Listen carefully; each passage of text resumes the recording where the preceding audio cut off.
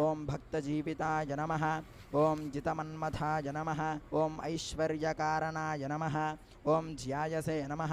ओं यक्षकिन्नरसेविताय नमः ओं गंगासुताय नमः ओं गणाधीशाय नमः ओं गंभीरनिनधाय नमः ओं वटवे नमः ओं अभीष्टवरदाय नमः ओं ज्योतिषे नमः ओं भक्तनिधये नमः ओं भावगम्याय नमः ओं मंगलप्रदाय नमः ओं अव्यक्ताय नमः ओं अप्राकृतपराक्रमाय नमः ओं सत्यधर्मिणे नमः ओं सख्ये नमः ओं संसाराम्बुनिधये नमः ओं महेशाय नमः ओं दिव्यांगाय नमः ओं मणिकिङ्किणिमेखलाय नमः ओं समस्तदेवतामूर्तये नमः ओं सहिष्णवे नमः ओं सततोत्थिताय नमः ओं विज्ञान्तकारिणे नमः ओं विश्वदृशे नमः।